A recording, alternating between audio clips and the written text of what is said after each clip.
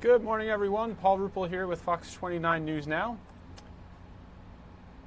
Hope your Tuesday is off to a fantastic start. We're coming to you from the Technical Operations Center here at Fox 29 in Philadelphia. Let's take a live look at the Benjamin Franklin Parkway right now. Get your current weather conditions. It's 60 degrees. Oh, there we go. That's me again.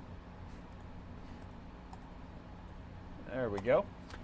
60 degrees right now. The dew point is 55. Winds out of the east at 10 miles per hour. We do have some rain on the way today. It is a bit misty out there at the moment. More to come. We'll get you a full look at weather in a little bit. In the meantime, we do have a couple live events coming up. I believe members of the House GOP and Democratic caucuses will both be holding news conferences. So let's get you to the top news in Washington first. President Trump says it's a disgusting word, but impeachment is once again the main focus on Capitol Hill today. The top U.S. diplomat in Ukraine is expected to testify this morning behind closed doors, and as Doug Luzader reports from Washington, it comes as Republicans are firing back. President Trump says it's a disturbing word, but impeachment is once again the main focus on Capitol Hill today. It seems like it's been the focus for a while now. The top U.S. diplomat in Ukraine is expected to testify this morning behind closed doors. And it comes as Republicans are firing back, though. Hey, Doug. Good morning, guys. The Democrats hope to make their case today that the president was really trying to exchange U.S. aid for help with his political campaign.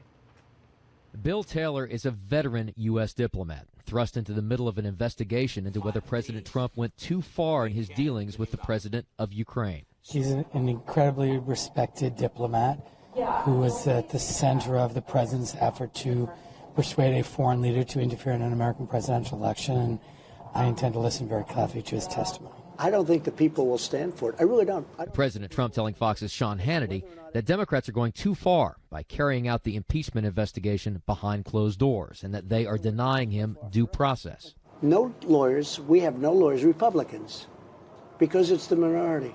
We have no lawyers. We can't question. We can't do a thing. But Republicans are targeting the Democrat leading the impeachment drive, California's Adam Schiff. Without objection, a motion to reconsider is laid on the table. An effort to formally rebuke Schiff for embellishing President Trump's phone conversation that's at the heart of the investigation failed, though, along party lines. Schiff would later tweet, "It will be said of House Republicans, when they found they lacked the courage to confront the most dangerous and unethical president in American history, they consoled themselves by attacking those who did." But these battles are going to continue, and this process may take a lot longer than many Democrats had anticipated or hoped. Yeah, we learned that yesterday. It's going to take longer than we thought. All right, Doug, we will see you tomorrow. Thank you to Doug Luzader for that report. Let's get you a tweet from the president since that reporting that is making a lot of noise, a lot of news. The president tweeted about 2 hours ago, "So someday if a Democrat becomes president and the Republicans win the House, even by a tiny margin, they can impeach the president without due process or fairness or any legal rights.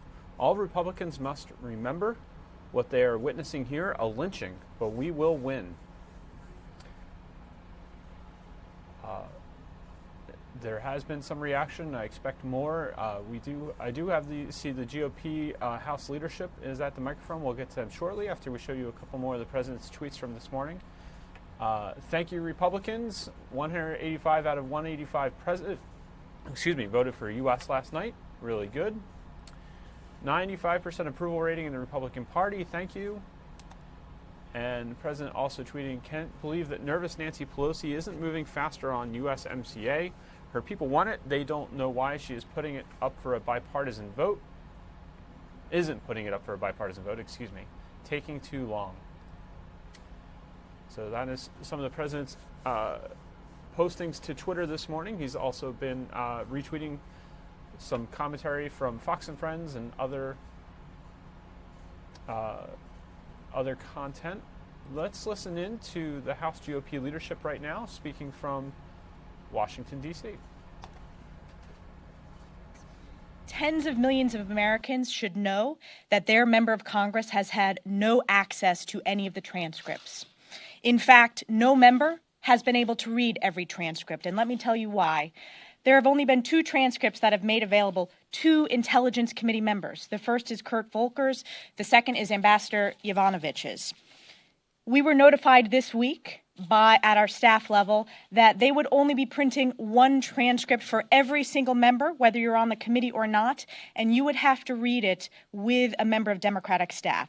That is unprecedented and unfair. Again, this is coming from, I sit on the Intelligence Committee. I strongly believe that every member of Congress should have access to every single transcript, because the question begs, how are these members talking about this in their district? How are they so sure the Democratic support of impeachment when they don't have access to the very evidence in this closed process? And I also believe that every transcript should be released to the American public. We continue to see press reports of cherry-picked excerpts or portions from transcripts. That's breaking the rules, but I believe that this should be transparent. It's not a political game. This is a very, very serious process, and Chairman Schiff is unfit to chair the Intelligence Committee, and these are many of the process reasons why. And I will turn it over to my colleague, Mike Turner. Thank you, Elise. There is nothing more extreme or a greater threat to democracy than when Congress undertakes an impeachment process. It is absolutely essential that to preserve democracy that we have an impeachment process that is open and transparent, where the American public can see what is occurring.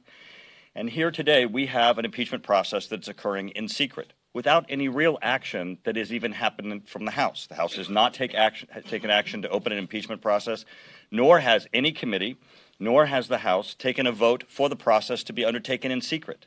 We have an unbelievable abusive process that is occurring. But in addition to it being secret, where the American public does not have the ability to watch the witnesses or those who are questioning them, each member, in the manner in which they have structured this, is restrained, who does have access to the information, from telling anyone anything that's happening behind closed doors. I am prevented from going to my constituency in Ohio and telling them what's happening behind closed doors in the Intelligence Committee, of which I'm a member. As the media reports news leaks of what has occurred, many of which are absolutely inaccurate and false, members of Congress have no ability to stand in front of you and give you the correct information so that you can report it. I do not believe that we should be left to wait for transcripts, or that the American public should be depending upon leaks from those who have undertaken this process. Everyone should have the opportunity to see every aspect of this proceeding. Iran-Contra, Richard Nixon's impeachment process, the Bill Clinton impeachment process, all happened where the American public, not just members of Congress, the American public had the opportunity to witness every aspect of it. As Elise had said earlier, what's also troubling is that even though I can, as a member of the Intelligence Committee, complain about the restrictions on my ability to report what I know, many members of Congress know nothing, because the way that this is being conducted, members are not giving access to the hearings themselves. They're not given access to the transcripts. Many of those who are walking through these halls, who are telling you they are either for or against impeachment, have no access to the information that's necessary for them to come to that conclusion. This is a process that's being done in secret and is absolutely a violation, I believe, of both the constitutional provisions but also the rights of the American public. And now I'd like to introduce Steve Scalise, who not only is our whip but is an American hero. Steve? Thank you. I want to share the alarming concerns of my colleagues, Mr. Turner and Mr. Fonsick, talking about what is happening behind closed doors. Everybody in America should be alarmed that right now, here in Congress, there is an impeachment inquiry going on to the President of the United States, and the public is not allowed to see it, the press is not allowed to see it, and members of Congress that aren't on the relevant committees are not even allowed in the room or able to see the transcripts of what's going on over there. Every American ought to be alarmed that they're literally trying to reverse the results of the 2016 election behind closed doors in secret, run by a chairman, Adam Schiff, who has a very, very concerning track record of telling the truth. And you can go back to the Mueller investigation. For 22 months, you had Chairman Schiff running around saying he had more than circumstantial evidence that there was collusion with Russia. And at the end of the report, you saw the Mueller report, there was no collusion. And Schiff never showed any evidence. He's never come forward with this evidence that he ran around for over a year and a half claiming that he had, and instead he just moved on to the next baseless charge against the president, because from day one their intention was to impeach the president regardless of fact. In fact, you've got dozens of members of Congress who have come out in support of impeachment and can't tell you one high crime or misdemeanor, which is the standard in the Constitution. And they haven't even been able to have access to the transcripts themselves in many cases. And yet they say they're for impeaching a president of the United States. It's very alarming that you're seeing this going on. And not only is the press denied access, in many cases, the only information they're able to get are leaks, as it's been pointed out before, that have been undermined in their own credibility because they've been proven baseless later on. And so you have a drip drab of leaks that come out over and over again, many of which have been disproven. And that's the only method we have of finding out information on a movement to impeach a president of the United States. This is a mockery of the process. People across the country should be alarmed that this is going on in secret behind closed doors. You can't even, the majority leader, when I asked him last week, are we in an impeachment inquiry? Wouldn't even give a straight answer to that. Should be a very simple question. It's only happened 3 times in the history of our country where an impeachment inquiry into a president of the United States happened, and in every case, the full Congress voted first. There were rules established of fairness so that you could at least see what was going on. That's not happening right now. There's never been a vote of Congress. There are no fairness issues. In fact, the majority leader calls it a fair process. And I questioned him on it, and I said, so you're going to call it a fair process when members of Congress can't get access to the information, the press can't get access to the information, the only witnesses called are witnesses that are called by the majority. The minority has no rights to call witnesses or to subpoena. And you're going to call that a fair process? That doesn't pass the smell test with people across the country who are growingly appalled that this is happening behind closed doors in secret. And to quote the lead author of the articles of impeachment on the Democrat side, he said, the president will get reelected if we don't impeach him. You don't impeach a president because you don't like the results of an election. The American people ought to be the ones that decide who the president is, not Speaker Pelosi and Adam Schiff behind closed doors in secret. And with that, I'm going to bring up the minority leader, Kevin McCarthy. Thank you, Steve. Good morning. I appreciate our 2 members from the Intel Committee spending time with us. As you know, the Democrats have written this script. They hate this president, and they are abusing their power to undo an election. Think about what impeachment means. The removal of a duly elected person. It doesn't matter what party you belong to. It doesn't matter what your philosophy is. Fairness is one of the most powerful words in the English vocabulary. We look out of the Capitol and we see the Supreme Court. We look at a statue of a woman blindfolded with a scale because we believe in fairness. We believe in due process. But there is one place that has changed. It believes in the abuse of power and not in due process, and that's in Pelosi's house. History of this Congress believed no matter what decision you came to, in the end, you wanted to make sure it was fair because you're breaking the fabric of democracy. We're at a press conference, but I would love to be at a press conference with every Democrat that already supports impeachment. Tell me the one thing that you have read to support impeachment. Because they won't let you read the transcripts. They want to leak certain items. They don't want to have it in Judiciary Committee where the American public can see it like we've done it before. They don't want to have you vote on an inquiry because they don't believe in a fair process. Why do they want to do this? Because they've already written the script of how to have the outcome. You know the things that we are not doing? Do you recall just when Adam Schiff said that he wished he knew who the whistleblower was, that he had great concern that the administration was going to block a whistleblower from coming to committee, that this whistleblower in this phone call, that there was quid pro quo. Now not only all of Americans, but all the world knows what's in that transcript of that phone call. There was no quid pro quo. We now also know to all of Americans that Adam Schiff lied to us one more time. One more time. There are 2 members today that are sitting on the Intel Committee. Before they were put on the Intel Committee, I interviewed them. I wanted to know, do they have the integrity to be able to serve there? Because these members who serve on the Intel Committee, they need to read certain selective, secret memos that others cannot have. So when they speak to members, they better have the integrity to tell the truth. But we watched the chairman of the committee stand before all the nation and read what he hoped was in the script of that phone call. He was such a good liar that the Speaker of the House believed him. Speaker Nancy Pelosi believed him on and defended him on national television with George Stephanopoulos. And when he looked into the cameras on MSNBC and was asked the question, do you know who the whistleblower is? No, he wished he could. And what do we find out later? He knows who the whistleblower is. The staff met with him.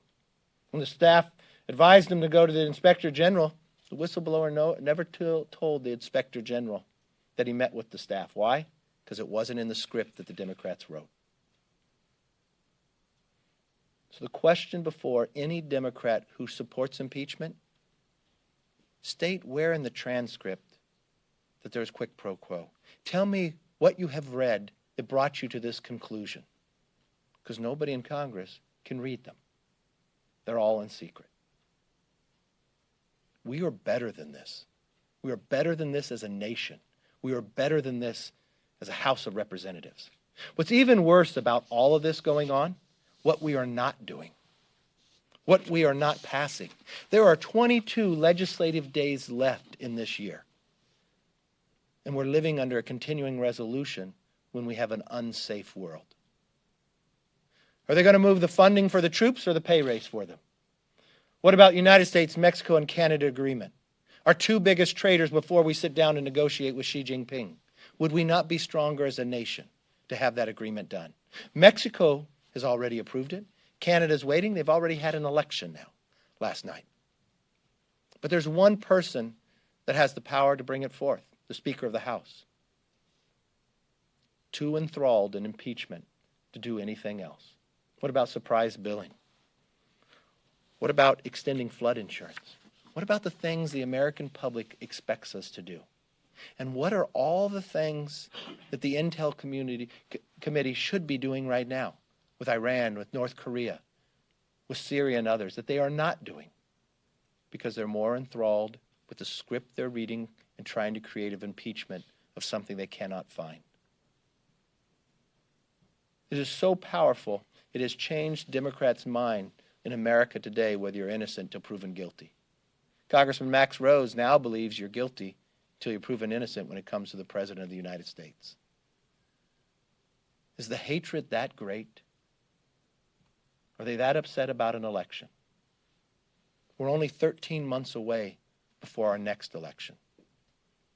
I think the American public thinks they should put this impeachment aside, let them make a decision, and actually do the work that the American public expects us to do.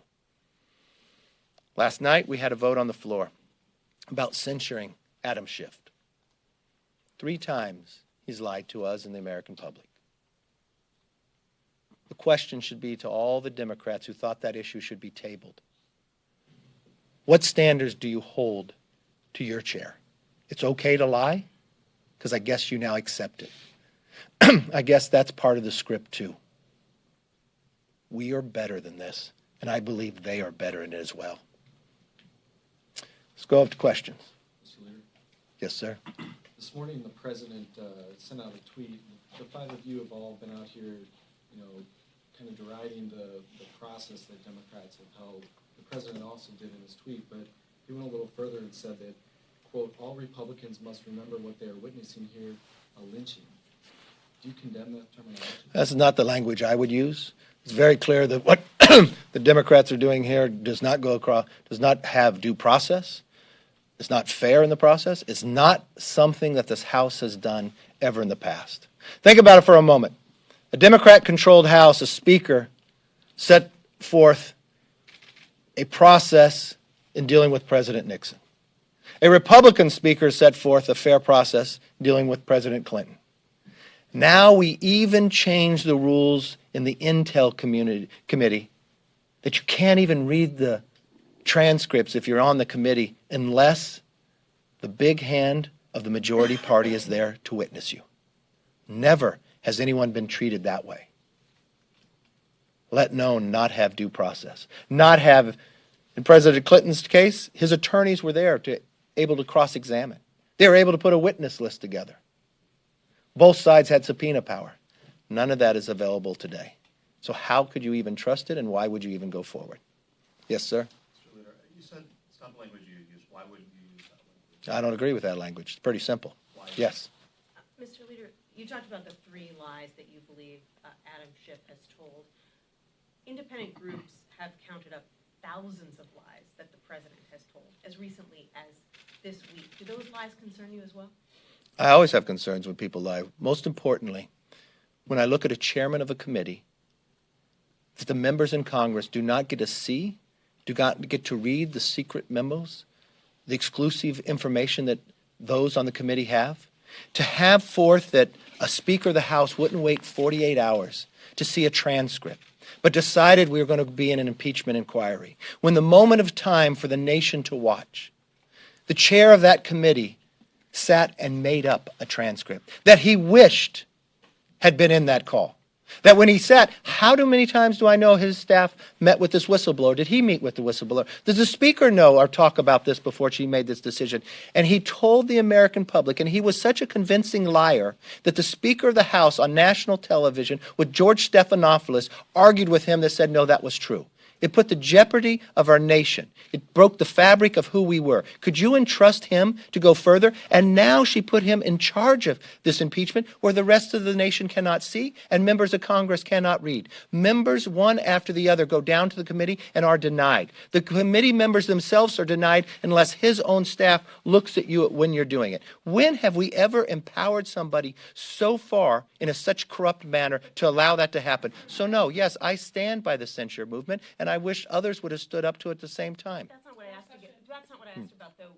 Would your job be easier if the president adhered to the truth more often? I think the president has done a tremendous job. Would my job be easier that the economy is so strong because this president has been able to turn it around? Is our job as a nation safer because he's helped rebuilding the military? Is America stronger because more people are working today? Yeah, the president deserves credit for that. Adam Schiff deserves to be censured based upon lying to the American public time and again when nobody else can read what he's able to read. Anything else? All right, thank you all.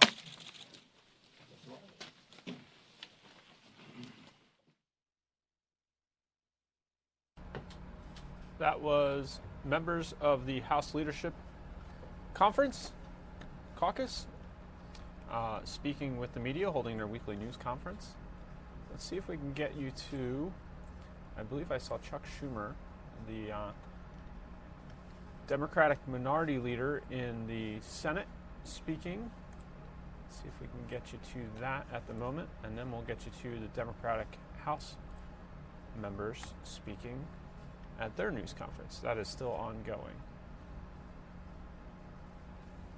So let me dial this up for you, and then we'll switch right on over.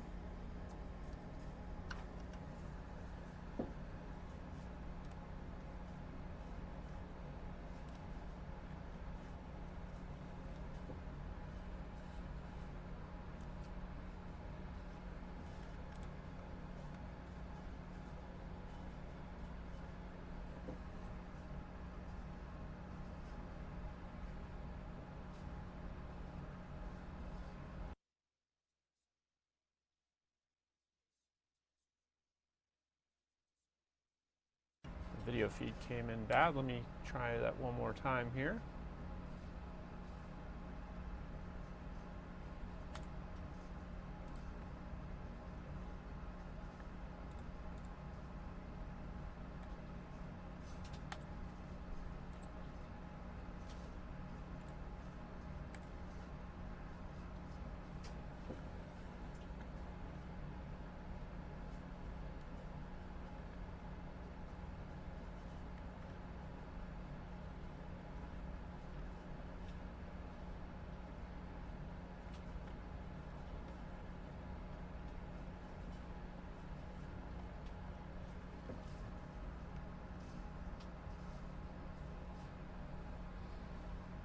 All right, that doesn't seem to be working at the moment. We'll get you to that. Let's listen to the tail end of Congressman Hakeem Jeffries speaking at the Democratic newsroom. We can circle back and show it to you from the beginning in a little bit.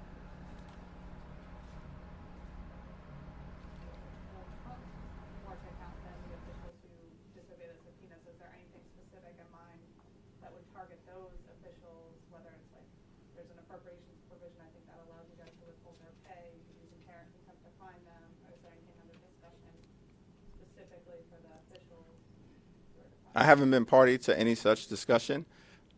We are in the middle of an impeachment inquiry that relates to the conduct of Donald J. Trump. The evidence of wrongdoing by Donald Trump is hiding in plain sight. We have the rough transcript of the July 25th phone call. We have his own words, "Do us a favor, though." We have the whistleblower complaint. All right, we've got that feed of Senator Chuck Schumer speaking now on the floor of the Senate. Let's listen into that. Here's an opportunity for them to walk the walk, stop the IRS from making life harder on both taxpayers and local economies. I urge them to vote with us to repeal this rule, and I yield the floor.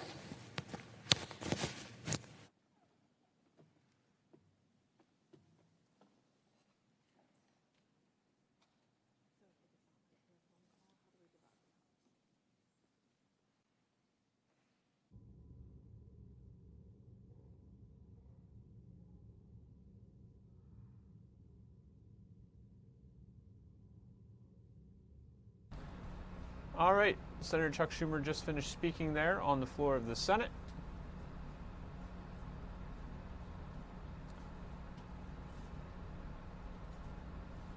Let's take you to the just about the top of the news conference here when Democrats began.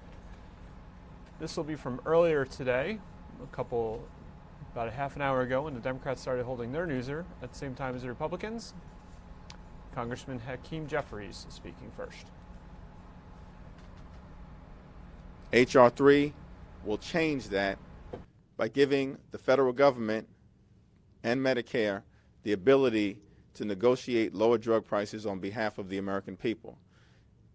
It is a substantively significant step in the right direction and a fiscally sound piece of legislation. The preliminary score from the CBO is that the bill will save, over a 10-year period of time, $345 billion.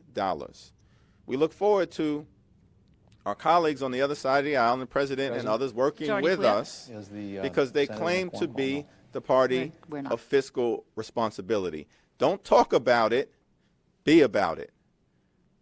And we're here to work with them to get something done on behalf of the American people. We also continue to work toward developing a real infrastructure plan, not the fake one that was introduced in the last Congress by the President, a real one that will fix our crumbling bridges, roads, tunnels, airports, and mass transportation system on behalf of the American people. Infrastructure has traditionally been a bipartisan issue. What is the problem, Mr. President? We were sent here to get things done. We're willing to work with you on drug pricing, infrastructure, and we're trying to get to yes on the U.S.-Mexico-Canada trade agreement, but we need a partner. And so far, what we've seen coming out of 1600 Pennsylvania Avenue often is a petulant child. That's unfortunate. We hope that that changes. Let me now yield to my good friend, the distinguished gentlelady, the great vice chair from the Commonwealth of Massachusetts, Catherine Clark. Thank you, Mr. Chairman, and good morning, everyone. This week, we have another opportunity for the Republicans to support a measure protecting our elections. Unfortunately, back in February, when we passed H.R. 1, the Republicans voted no unanimously on that effort to get dark money out of politics and protect people's rights to vote. But they have another opportunity this week with the SHIELD Act, which is a package of common sense solutions that can protect our elections from foreign interference. It requires campaigns to report illicit offers of assistance from foreign governments and their agents. It helps prevent foreign interference and deters disinformation in future elections by improving the transparency of online political advertisements. It closes loopholes that allow foreign nationals and governments to spend money and influence our elections, and prohibits deceptive practices about voting procedures. We have heard from our intelligence community and from Robert Mueller when he came and testified before Congress in July that Russia government interfered in the 2016 election and is working to do so every single day for the 2020 election.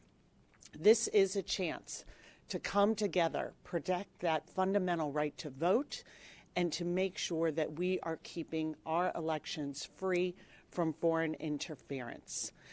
And I'd also like to just pull our attention back to unfinished business.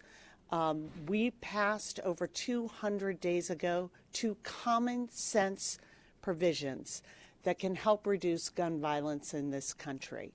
And they are still collecting dust at Mitch McConnell's door. We know that Americans across the political ideology are with us on these provisions. It is one of the many examples of how the House Democrats are legislating and being blocked by this administration and our Republican colleagues in the Senate. So with that, I will yield back to the great chairman from Brooklyn and take your questions. See, we're feeling each other this morning. Good morning, thank you. You guys have talked a number of times about how Pelosi, make the right decisions on how to handle impeachment and so on and so forth. Obviously, this is mostly being driven by the Intelligence Committee and Adam Schiff at this stage here. Is this truly, a deference to the committee chairs to come up with how they're handling this, or is Pelosi really the one in charge of this and will make the ultimate call? Kind of crunch that. Well, as Speaker Pelosi has indicated, the ultimate call will be made by the entirety of the caucus, of course in consultation with the leadership led by Speaker Pelosi, as well as the committee chairs and the committees of relevant jurisdiction. When Speaker Pelosi first announced the impeachment inquiry, she made clear that we'll be operating under an umbrella of 6 different committees led by the Intel Committee, because the heart of the allegation here is that President Donald Trump betrayed the American people, abused his power, and undermined the national security of the United States of America by pressuring a foreign government to target an American citizen for political reasons. The president elevated his own political concerns and undermined the national security concerns of the American people. That's a problem. That's what Chairman Adam Schiff and the Intel Committee are investigating. We'll see what recommendation they have at the end of this process. The reason I ask is because this moved into another realm when she put her shoulder behind it. That changed things fundamentally, regardless of what the caucus wanted to do or what Adam Schiff or Jerry Nadler or anybody else wanted to do. That fundamentally changed things. So I'm asking him, how much of a prime mover is she in this, and therefore will make the ultimate decision? The Speaker of the U.S. House of Representatives is a constitutional officer. She has the full confidence of the House of Representatives. In the context of the Democratic caucus, we stand behind her. You now see that I think it's over 225 members of the House Democratic caucus publicly support the impeachment inquiry that she announced last month. That speaks for itself. As the great chairman from Brooklyn, are you supporting your fellow New Yorker to be a chairman of the Oversight Committee, Carol Malone? I support the process that has been put into place. As the chairman of the House Democratic Caucus, I have to preside over any possible election that would take place 30 days from the date that the vacancy was created as a result of the passing, tragically, of Elijah Cummings' phenomenal chair, phenomenal leader, phenomenal member of Congress. Carolyn Maloney, is now the acting chair of the Oversight Committee. I support that. I support her. And we'll see what the caucus decides within the 30-day window. No, we don't put thumbs on the scale from Brooklyn.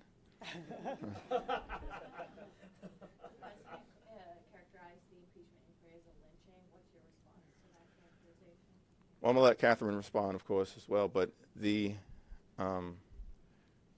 thousands of African Americans were slaughtered during the lynching epidemic in this country for no reason other than the color of their skin.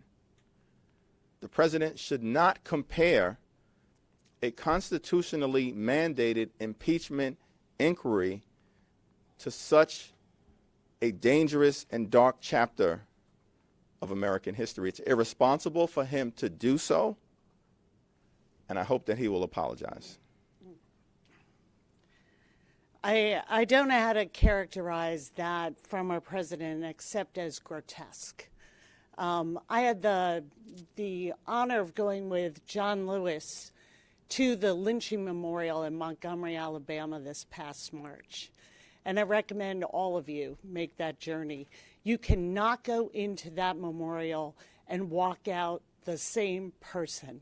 And to see those columns that represent bodies hanging from this incredible, from this incredible memorial, so many of them children, so many of them elderly, and so many of them lynched because they tried to exercise the right to vote. To have the President of the United States make any kind of comparison to a constitutional impeachment inquiry that was sparked by his abuse of power, by choosing his political gain over that of our national security, his betrayal of the oath of office, his betrayal of protecting the integrity of our elections, is one that is not worthy of the President of the United States and is an invocation of a terribly violent and dark period in our history to make himself once again a victim. It is disgusting, to say the least. Third row.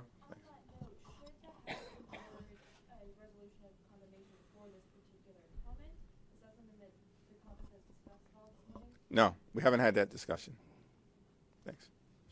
Yesterday we saw a party line vote over Representative Adam Schiff, Chairman Schiff. And I'm wondering, do you think it is possible in the wake of this vote for the Intelligence Committee to work in a bipartisan way? It's my hope that the Intel Committee will continue to work in a bipartisan way, but you can't take the things that the House Republicans are doing as it relates to Adam Schiff seriously. There's no more respected member, no more qualified member, no more dignified, cerebral, serious member on the Hill than Chairman Adam Schiff. And think about this. Devin Nunes was a living, breathing, walking embarrassment to the institution of the House of Representatives, and you heard crickets from them in the last Congress.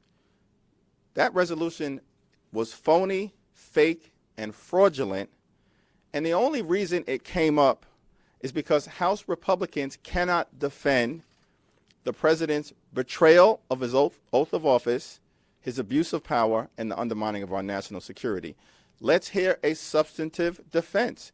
We are waiting for exculpatory evidence to be presented. It has not.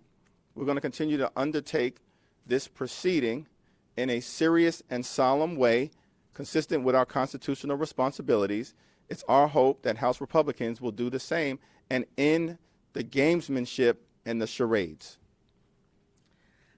I would just like to add to the comments of the chairman that I have every single confidence that Adam Schiff will continue to lead this process in a fair way, that is inclusive of Republicans, no matter how they want to try and characterize this. They are in these depositions, they are asking questions, and information is being shared with them. This is the process that we have had before.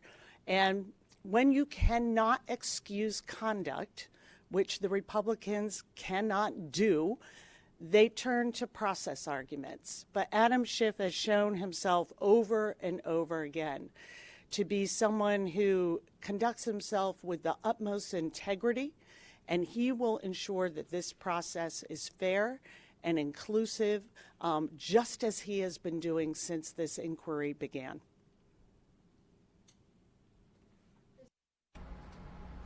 There you have some of the response to the goings-on in Washington, D.C. As we mentioned at the top there, Doug Luzader's report that a key member, top U.S. diplomat in Ukraine, is expected to testify today behind closed doors.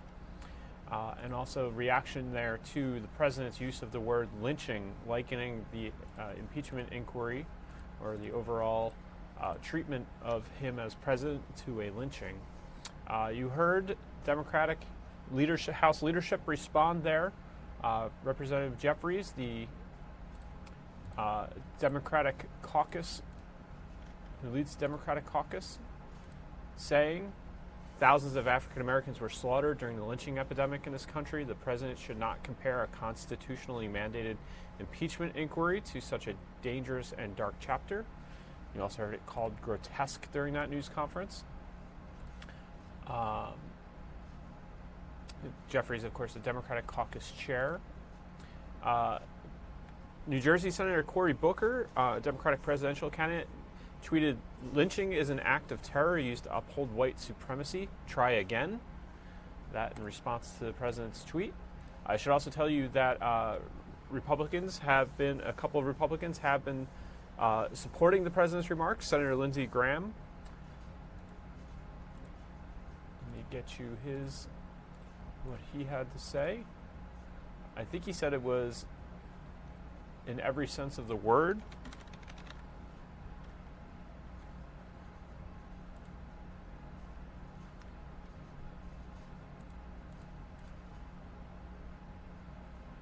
"This is a lynching in every sense," was a quote from Senator Lindsey Graham, also saying it was pretty well accurate. Also, Jim Jordan, the representative from Ohio, defended the president's calling the impeachment inquiry a lynching, saying that the president's frustrated. So reaction pouring into that. The Smithsonian's Museum, the National Museum of African American History. Let me double check to make sure I got that title right. National Museum of African American History and Culture, I should say.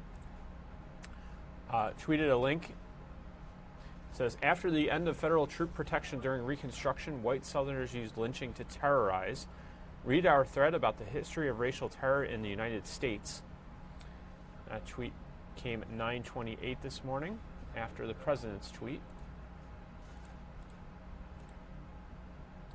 So plenty of reaction pouring into that particular comment, but the impeachment inquiry pressing forward. You heard GOP senators questioning the fairness of the process that's being used there on Capitol Hill, which you're looking at right now. Senate taking business right now, conducting business on the floor. There's also some hearings going on. But let's get you to we'll get you to some business news, weather, and then we'll get you our local news for this morning on Fox 29 News Now. In business,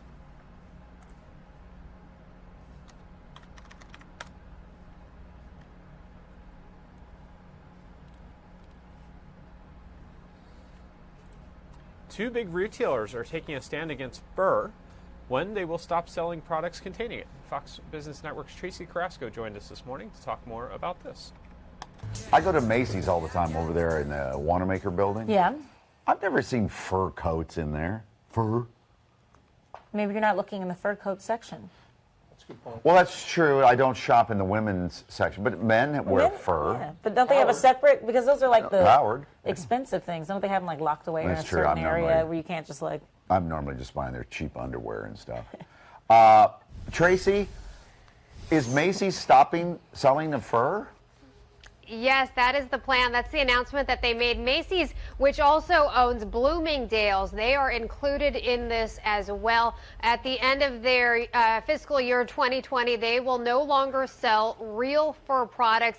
They're also going to be shutting down their fur vaults and salons. Those are the other areas of the store where they have a lot of the fur items. They refurbish and restyle fur products there as well. So this comes as Macy's says, hey, we're just following our customers' lead. This is what they're doing. They're moving away from buying real fur products, so we're no longer going to sell them.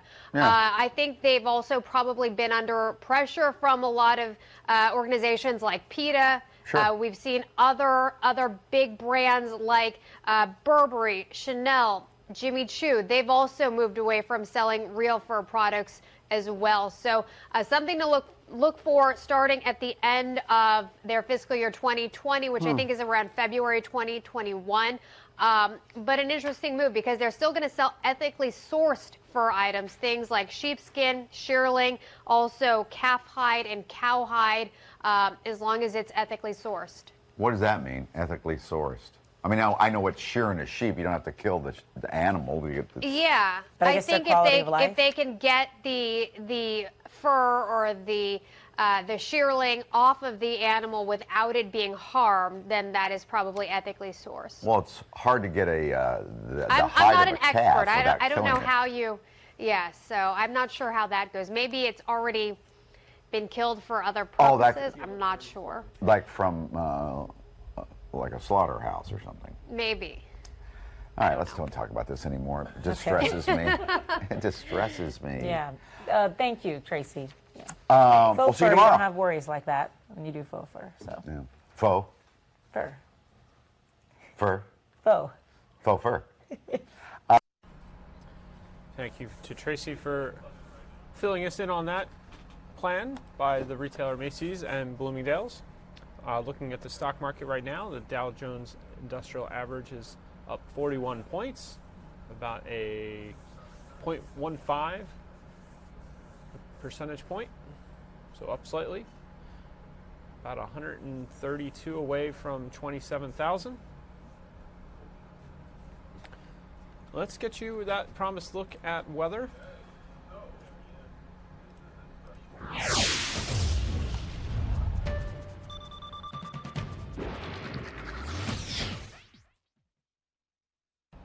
It's misting out there this morning.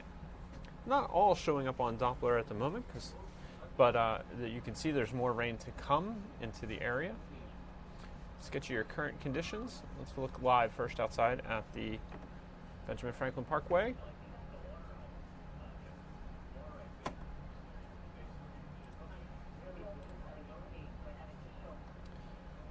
Currently it is 60 degrees. Dew point is 55, so a little more humid than it's felt lately. Winds out of the east at 10 miles per hour.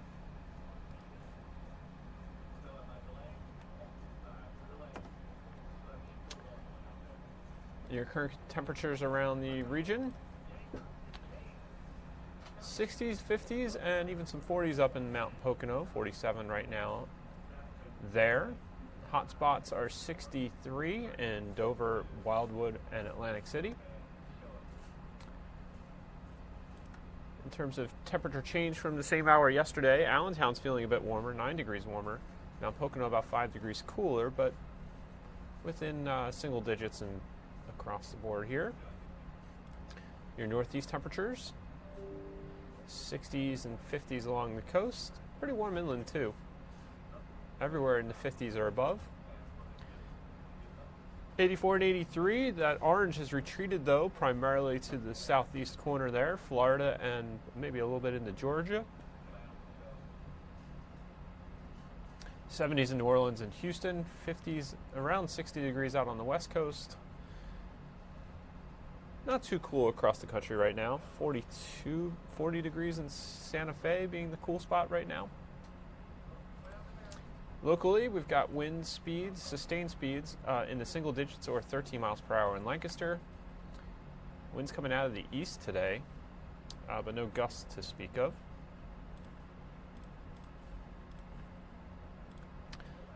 Visibility's a little bit low, not low in multiple places, down to a mile in Mount Pocono, Trenton, Wilmington, so be careful driving out there.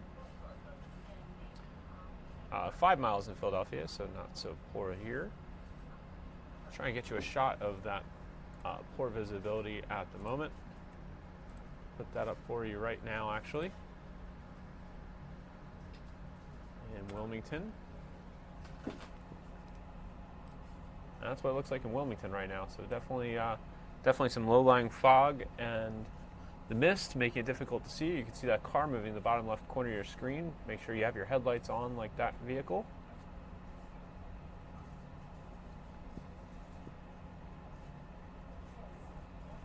And that's the foggiest shot I'm seeing at the moment. Let's take you to Reading, Pennsylvania. A little bit of fog there, but not as bad as Wilmington. Your satellite view, lots of cloud cover this morning. And let's get you a look at your future cast here for the day.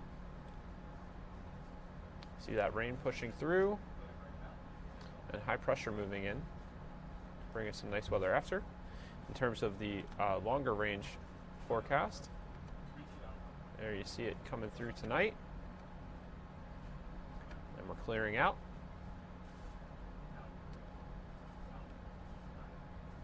And our 10-day trend. Going to be spending some time below normal. Get above normal slightly once or twice, but primarily below normal over the next 10 days or so. Your 7-day forecast from the Fox 49 Weather Authority. Clouds and PM rain today, 66 degrees. I'm calling it a 6 on our forecast by the numbers. Tomorrow looks like a 7, sunny and breezy, high of 63. Sunny and nice 67 on Thursday, which we're calling a 9. Friday, sun to cloud, 66 to end the work week. Saturday, we got a Temple home game going on. We got Light the Night Walk, Leukemia and Lymphoma Society event. 60 degrees for a high. Overnight lows in the 40s and 50s, so nice sleeping weather. Run for blue on Sunday, 61 with a shower chance. Hopefully the rain holds off for that event. And shower chance Monday, 67 for a high.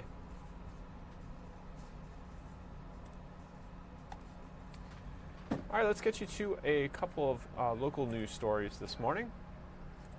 The first is our Steve Keeley covering a fatal fire in northeast Philadelphia.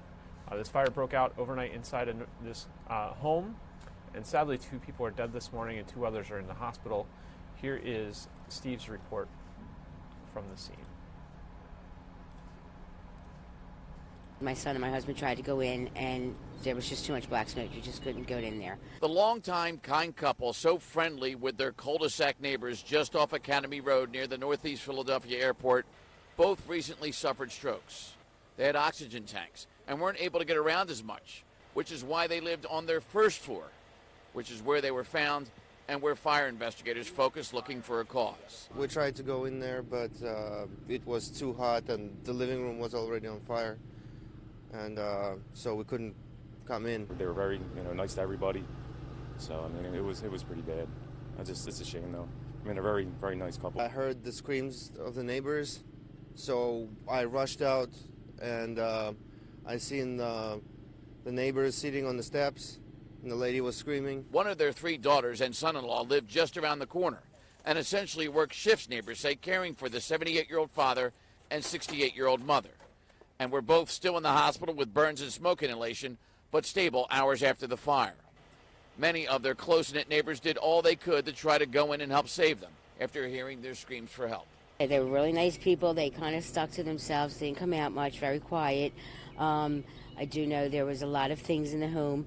They did like hoard things inside the house. So I think that was one of the reasons why the fire went up so quickly. None of the neighbors say they heard any evidence of smoke detector alarms, despite this being the second fire at the same house within about 10 years. And even their next-door neighbors didn't have them either, as smoke came into their house too. And so before the fire department left, they installed 3, one on each floor as recommended for everybody. And so this sad story of lost lives hopefully will now help save lives. A reminder that Philadelphia's fire department not just gives you smoke detectors for free, they even install them for free. Firefighters say they'd rather come to your house to put in smoke detectors than to put out a fire not detected until it's too late. In Northeast Philly, Steve Keeley, Fox 29 News. Thank you to Steve for that report.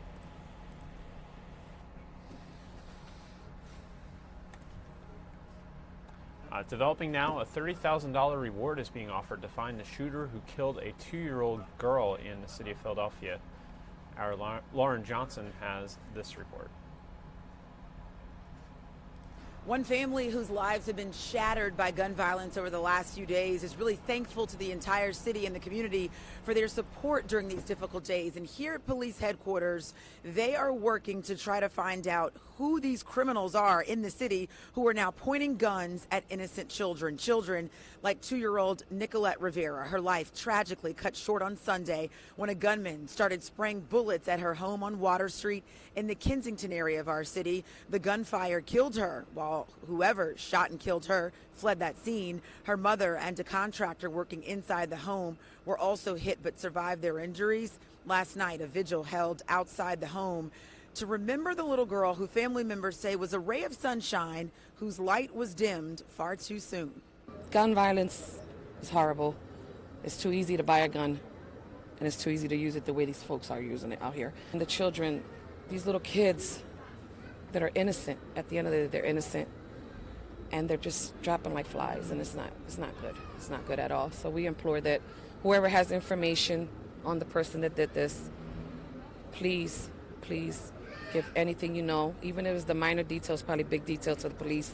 And this family realizes they are not alone in their grief. Another family in Philadelphia praying for healing for their 11-month-old baby boy shot on Saturday in a car with his stepmother. The baby, according to police, clinging to life and could be facing paralysis. The new low of shooting and killing babies has community leaders up in arms, and rightfully so. So today, a group of them plan to go door to door to talk about the violence, hand out flyers to people asking for answers into who might be responsible for shooting 2 children, killing one of them. The reward in both cases now up to $30,000.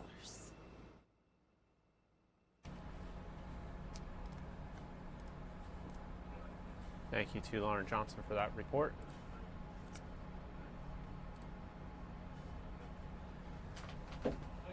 It's still not clear what sparked a massive fire at an auto body shop yesterday.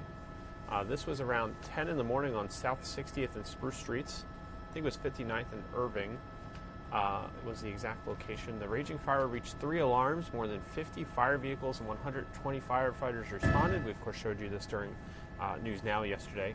Sarah Junior High School and a preschool at Tabernacle Lutheran Church evacuated as a precaution.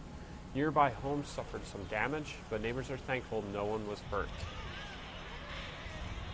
We are so blessed that we got everybody out, the disabled and the elderly. That's the most important thing, that everybody is safe. But this is unbelievable. Philadelphia Licenses and Inspections says it cited the business earlier this month, for portable heaters and failure to obtain an annual fire extinguisher check.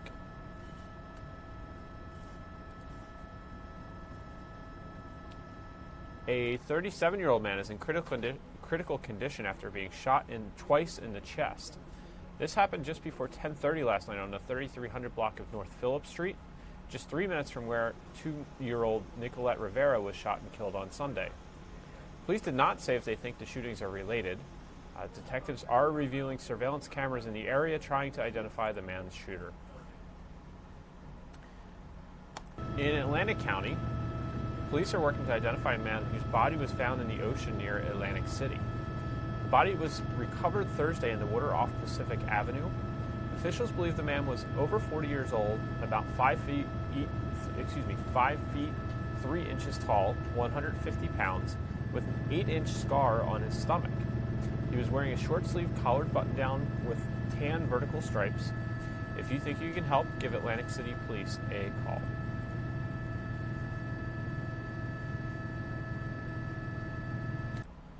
In Bucks County, Pennsylvania, a Northampton Township couple has pleaded guilty to drugging a woman, then taking nude pictures of her using spy glasses and a webcam.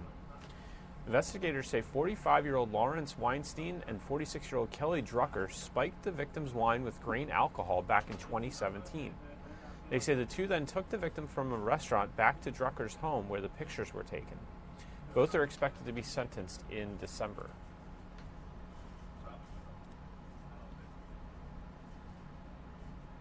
In Burlington County, New Jersey, people living in Maple Shade are on edge.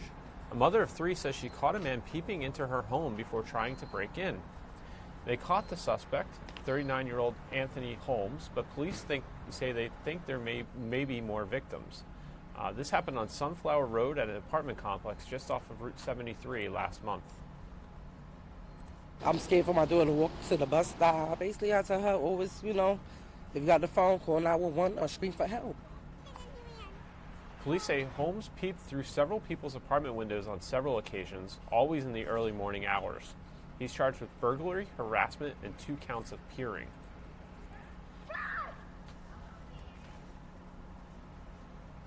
If you haven't heard, Philadelphia has a bit of a bedbug problem. Residents say the creepy bloodsuckers have been crawling their way through some city apartment buildings, and they want City Hall to help stop them now. Councilman Mark Squilla wants to add a provision to Philadelphia's property maintenance code requiring landlords to notify tenants about past bedbug issues and remedies. The bill also calls for specific rules to identify and exterminate infestations in a timely fashion. Other places, such as New York, San Francisco, and Chicago, have similar bills in place. If a landlord knows about it, they should clearly be taking care of the problem. And if a tenant sees them, they should be letting the landlord know. That was Marcy Smith, a realtor broker. And there's already been some pushback from landlords and city code enforcement agents. They say implementing the bill right now would be difficult and costly to renters and owners. A public hearing on the issue is scheduled for today at 1 o'clock, room 400 in City Hall. And in Delaware County, 3 so-called guardians are under arrest, charged with ripping off the people they were supposed to protect. The district attorney says Gloria Byers, Keith and Carolyn Collins stole more than $1 million from more than 100 elderly victims. Guardians are court-appointed advocates for the elderly with control over their money and the ability to pay bills. Investigators say the suspects raided those accounts to live lavish lifestyles and with high-end cars. All 3 are in custody. Instead of simply doing their job, they cruelly embezzled over $1 million from over 100 incapacitated individuals. Investigators say they used shell companies to hide their schemes. All 3 are in custody.